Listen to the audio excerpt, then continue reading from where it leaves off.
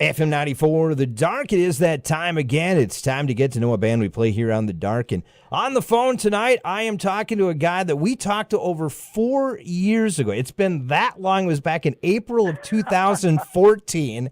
They actually just had their song, Immortal, go into the top 20. Eventually, I think it finished out around 13. I don't know if I need to say anything else right now because the guy that's saying Immortal is the guy I'm talking to right now. I'm talking with Taki from the band Eve to Adam. How you doing, Taki? Hey, Jay-Z. How are you doing, man? I'm doing great. I'm doing great, but boy, we've let way too much time pass between now and then. What's going on with you?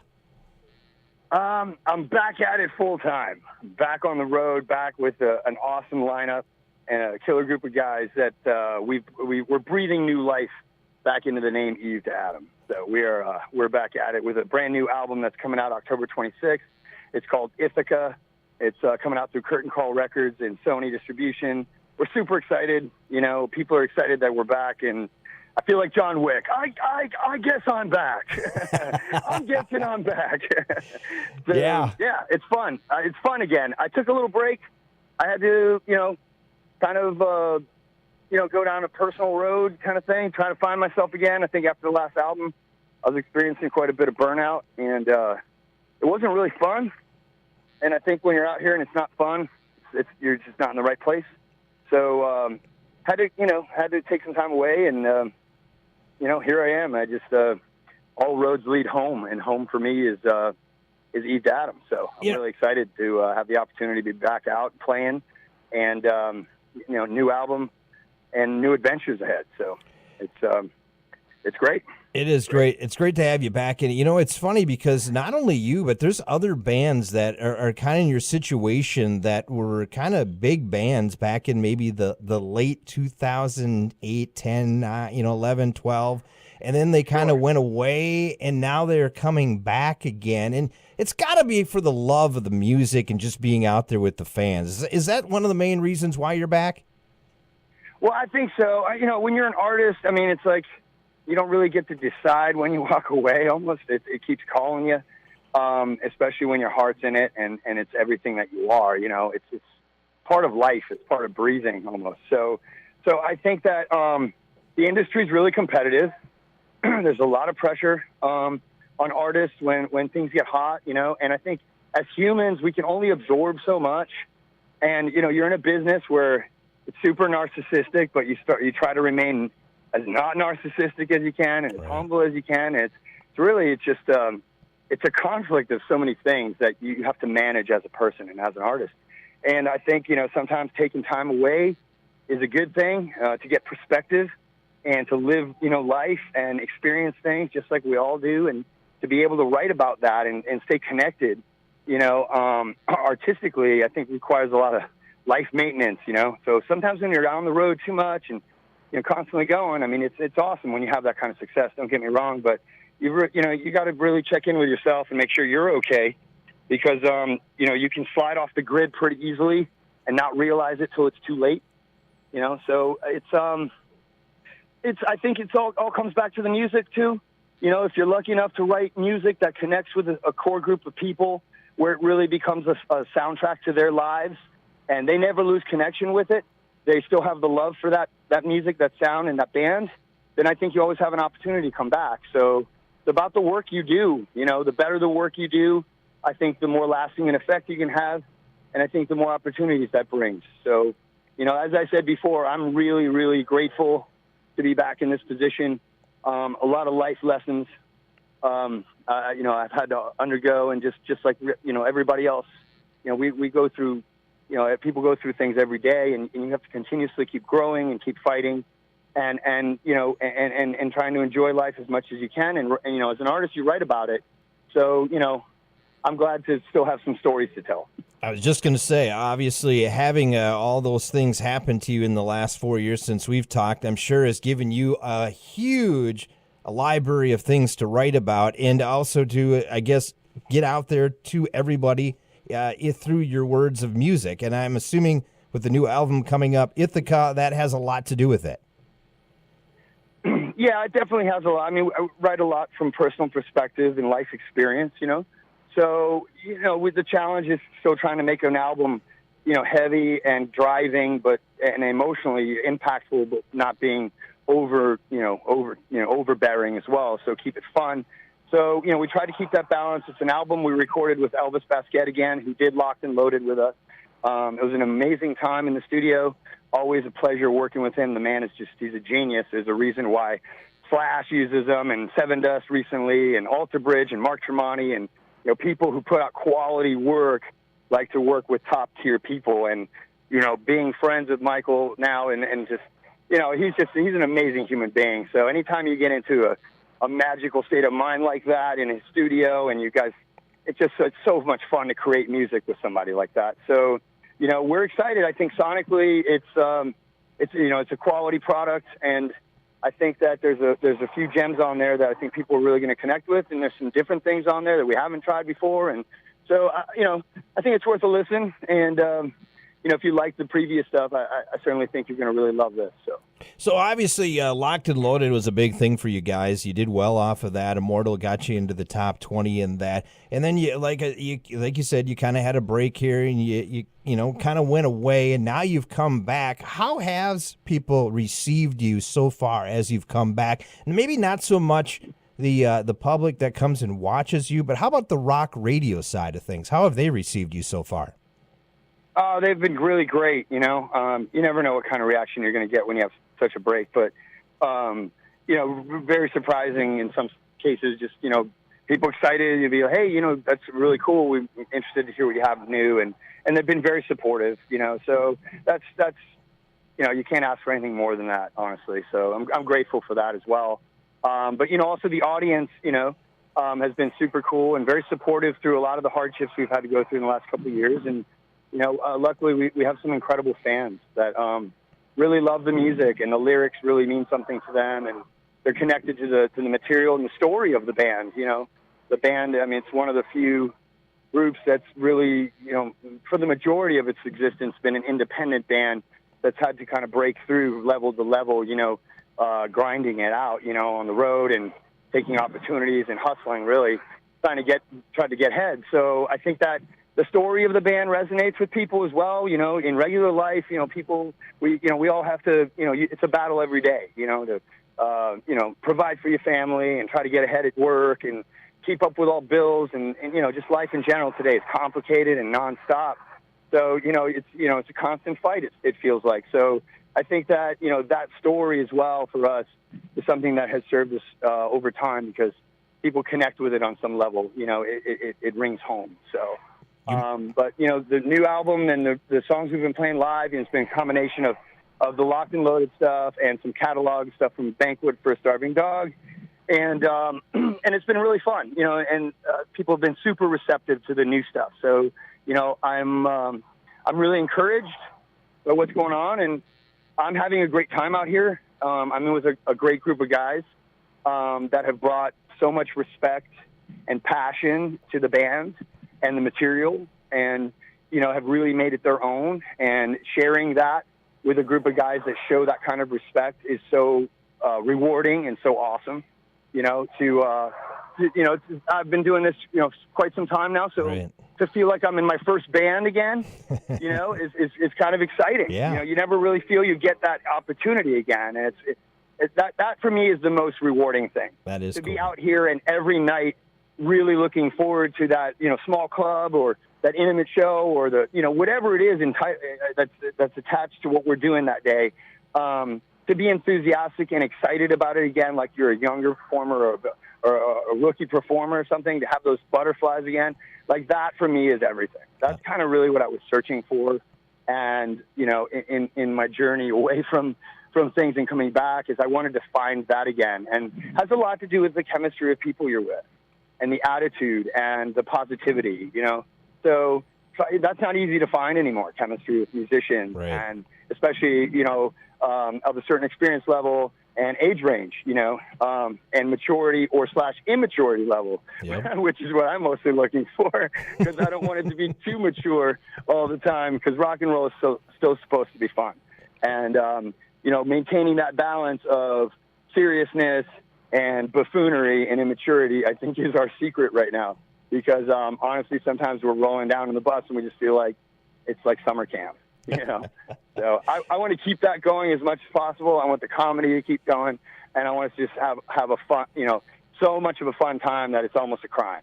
You know what I mean? Yeah. And that's how it feels right now. So I think that in itself is the gift that I've been given to relaunch this with that kind of energy and that kind of smile on your face. I think that's everything, and that's what gets us through the tougher times.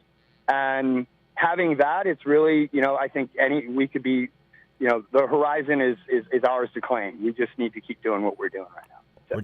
We're talking with Taki from the band Eve to Adam, and of course, those guys are back once again. And your brother's still a part of the band, correct? So you're hanging out with him. Yeah. That's got to be a lot of fun again.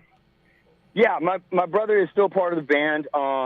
He's helped me through this process immensely by helping guide it from behind the scenes, and he's my partner in the production company, Spartan Entertainment, that you know, that is funded and fueled this whole thing. So you know, he's in New York. He's a managing partner in another business that we have. It's called Pink's. It's a rock and roll bar in the East Village of New York City on 10th Street and 1st Avenue, right in the East Village. Nice.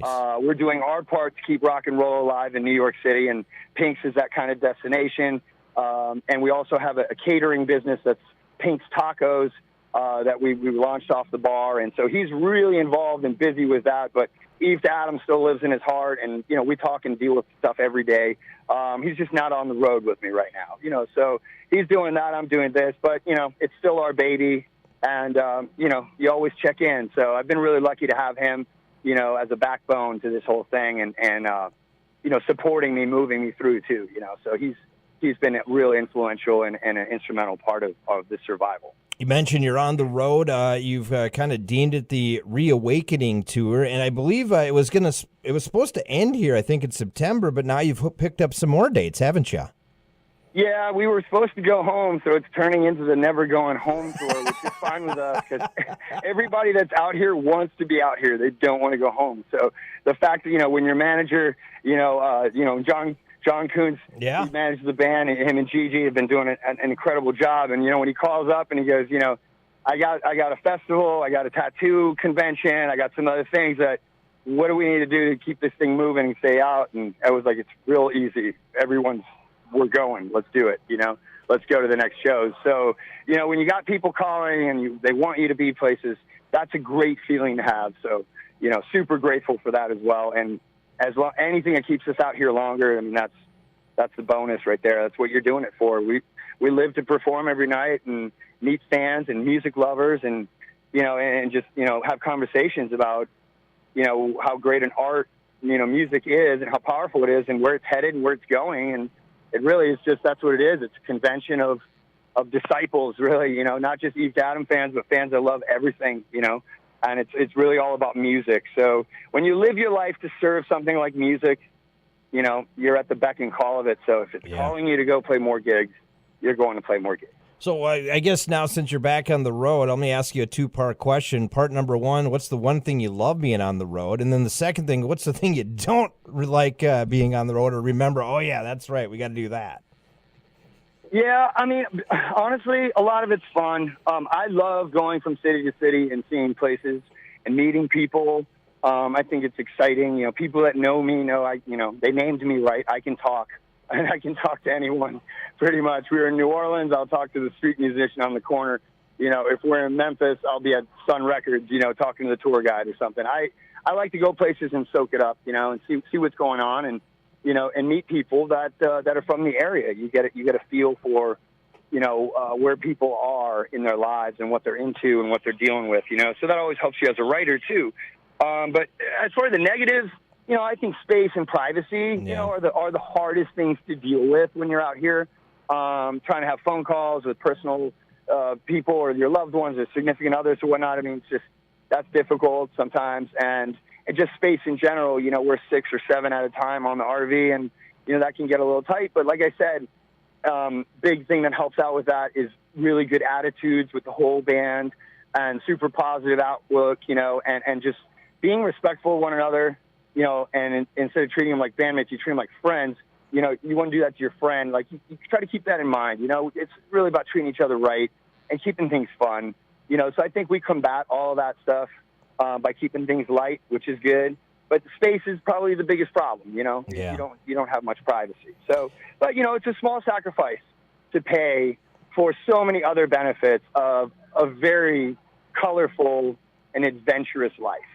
You know, and it's just the stories you accumulate after just 1 week out from people you've met or things that happened, or you look back on something and that was just hilarious, you know, and in a moment of anger, you reflect on these kind of things and you go, geez, I mean, that's just, where else could you have a job that happened, you know, nowhere. Right. So, you know, it's super rewarding. You know, it's difficult, but, you know, great things in life, you know, they don't come easy. You know, so, you know, you fight for the things that matter to you. And if it's something that you live for, the adventure and, you know, and moving from city to city and seeing this amazing country that we live in and how it all works together, it's, you know, it's stuff you don't get being anywhere else. No, absolutely. We're talking with Taki from the band Eve to Adam. Their new album, Ithaca, is coming out here in a few weeks. And let's talk about your new single that at least we're spinning on our airwaves, called Hurt Me. Give us the background of this song. Some songs are written from real experiences. So I will say that. I am a method actor, I guess you could say. No, Hurt Me is a fun song. You know, continuing kind of the, you know, the imagery and world of Straight Jacket Supermodel. I think Hurt Me would be like its little sister. Okay. You know, it's just, it's a picturesque adventure story of, you know, pushing the boundaries of everything, but really, you know, it's a sexual escapade that deals with some masochistic fun, I guess, is maybe the way you would really characterize it if I was to paint a picture for it. It's just about going past the threshold with someone you trust, you know, and how exciting that can be, and moving beyond boundaries that sometimes confine us as people, whether through sexual identity or through, you know, the shoes we wear in life, you know what I mean? And just, it's about freedom. And so I think all those things coupled together with a, you know, kind of a dark David Bowie adventurous rock and roll night on the town kind of thing. Yeah. You know? So it's got a little bit of everything. You know, it's definitely Eve to Adam rock and roll ethos mixed with some adventure, mixed with some, you know, newfound freedom. How is it, I guess, so far when you've been playing that out there and some of the other new stuff, how has that been received by the public so far? Pretty good? You know what? It has, actually. And I was, you know, you never know. The song has obviously a little bit more of a pop chorus than stuff that we've done before, but then the rest of the song really kind of is up-tempo and it's a rocker. So it's kind of an interesting dichotomy of those two things, but it's really hooky. I see people singing along to it. You know, and in general, I think like Straight Jacket Supermodel, that's a little bit of a different exploration for us. Hurt Me is that same kind of thing. So I've been really satisfied with the fact that people are going on the ride with it. You know what I mean? Which is cool. I think that, you know, I think rock and metal and stuff, it has a lot of different colors, not just like super heavy dark all the time. And I think we're trying to bring a little bit of that out. You know, some of these other shades of color that, you know, create more diversity in sound and topics than just kind of the same old thing, you know? So I think maybe that's where our place is right now. Yeah, we're offering a little different palette. Give me your thoughts of that. I guess obviously 5 years ago in the business, now back in the business again. You know, what has changed, you feel, in the last 5 years? So much has changed, and it's a really long conversation, but I can try to give you just some you know, some bullet points on my own experience. I think technology keeps changing everything, and you know, we have to keep up. You know, it's just the way it goes. These advances are what they are.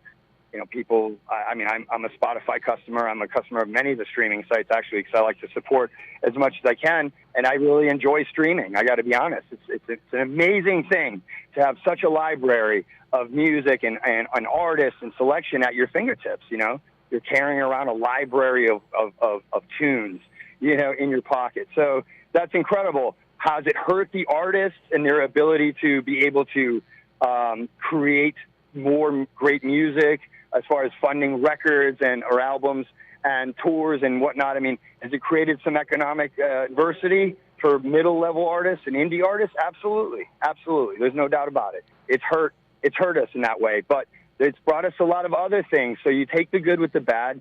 You have to survive. In any business, you have to diversify. You have to figure out ways to keep moving. So it creates challenges, but challenges are good for artists because you get interesting things as a result. So, I think that's one thing that's not going to change. Technology is going to continue to shift and shape the way that we do this thing. So, which I think on the overall thing, it is a very positive thing. I think there's more people listening to music. I think there are a lot of new avenues and ways to get to fans. There are also a lot more bands, which creates a lot more saturation and can create monotony and that syndrome. But, like I said, the terrain changes. You have to adapt. You have to keep moving forward. That being said, I think it's really up to fans. If you really do love a band and it's really one of your favorites and it's what you go to the gym with or it's your first kiss or whatever that emotional impact moment was in your life, you really should do everything you can to make sure you're supporting, because no matter what you think they're not making as much as you do. Once you do the math in this thing, at the end of the day, the artists, they're working the hardest. They create all the content and they get the least. Right. So you have to keep that in mind. And you're also risking your life out here. A lot of the times when you're touring in bad weather in the winter, we've lost quite a few amazingly talented people before their time from tour accidents, that happen every year. Yeah. So, you kind of have to keep that in mind. Musicians are really brave. They're brave people to be following their dream, even though they know that the odds are against them for success. The odds are against them for even making a living wage. The odds are against them, for breaking through, a really difficult industry that doesn't recognize many, only a few. So, it's a tough thing. But when you get in that vehicle, you get in that van, you get in that bus, that RV, whatever it is, to, trek across the country to play guitar and sing your heart out, I think that requires a lot of respect, because a lot of people want to do it and they don't do it. Well, there's a reason. There's a difference between the guy who does it and you don't, and that motivation and that courage, I think, requires respect beyond monetary. Monetary is great, so you can pay your Verizon bill. But what really matters is that when you walk into a Denny's at 3 a.m, they don't look at you as some sort of freak or some sort of, low grade, that you are, you're an artist and you're doing something so brave that other countries around the world actually give government subsidy for. My friends in Like a Storm, they're from New Zealand and their government respects so much what they do that they give them assistance, with support for the arts. And Canada does the same. In a country like the United States, where we're so wealthy and powerful and established, it's kind of interesting that we have nothing like that. But maybe it'll change. It's up to us to make that happen, But I'm just saying, musicians are brave people, and they live their lives through their work, and they live for their work in that sense.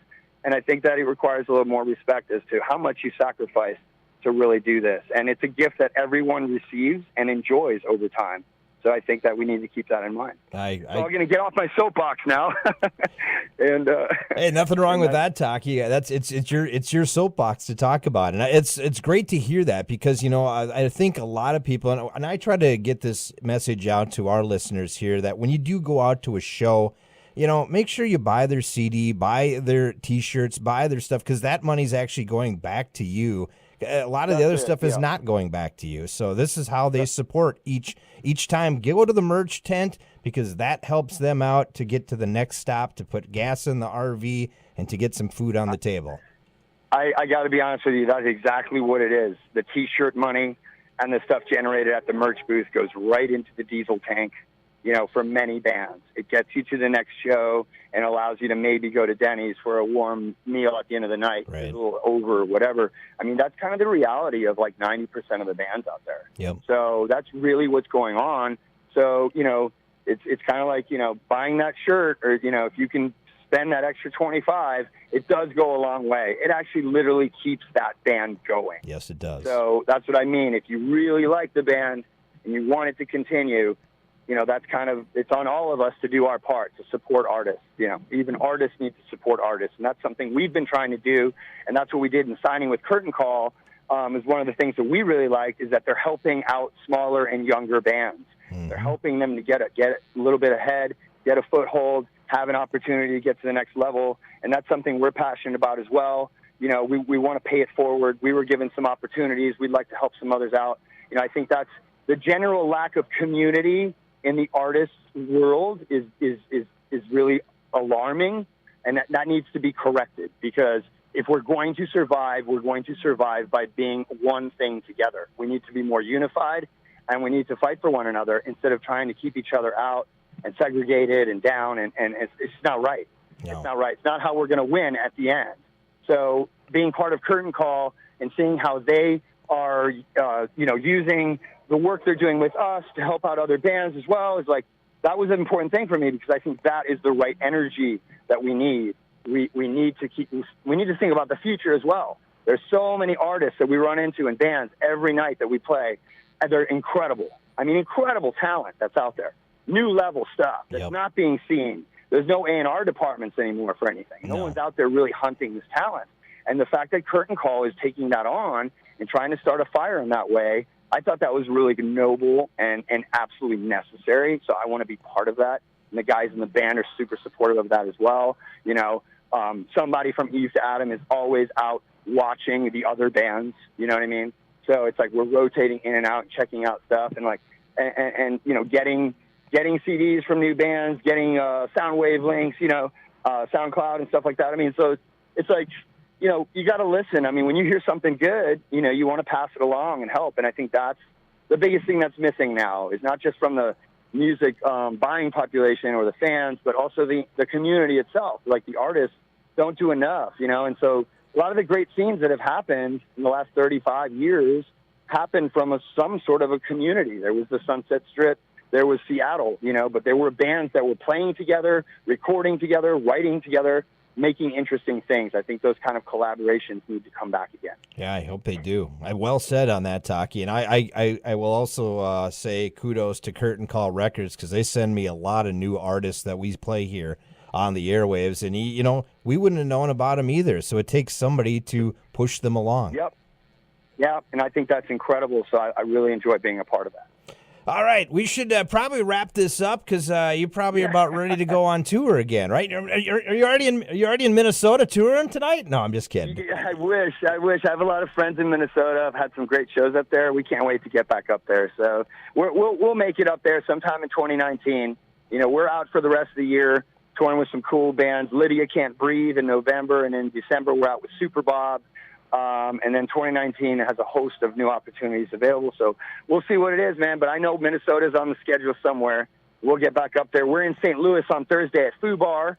And then Saturday we are in Kansas for Rocktoberfest. Yeah. And then Sunday we're back in Dallas at Gas Monkey Live for this incredible tattoo convention that's going on there. So we're wrapping it up at 8 o'clock with a killer 1-hour set of adrenaline-laced hard rock. Nice. Yeah, we'll get you up here for sure, Taki. Hey, if more people want information about the band Eve to Adam, how can they get that? All the social media. We're Eve to Adam on Facebook, Eve to Adam Music on Twitter, at official Eve to Adam on Instagram. And obviously we're also on Spotify and actually all of the platforms that stream music. And the new album, Friday, October 26th, right before Halloween, Eve to Adam Ithaca, worldwide through Sony. Super excited about this record. I really hope you guys check it out. And thanks for having me on, man. A real privilege. Thank you. Hey, we're going to do this not 4 years from now. We're going to do it a little sooner, okay? I can promise you that. Absolutely. Once again, that is Taki from the band Eve to Adam, and we're going to play your latest song, Hurt Me, right now. You okay with that? Sounds great, man. Thank you. Once again, that is Taki from Eve to Adam. Their latest song is called Hurt Me. You're hearing it right now. It's on The Dark. It's on FM94.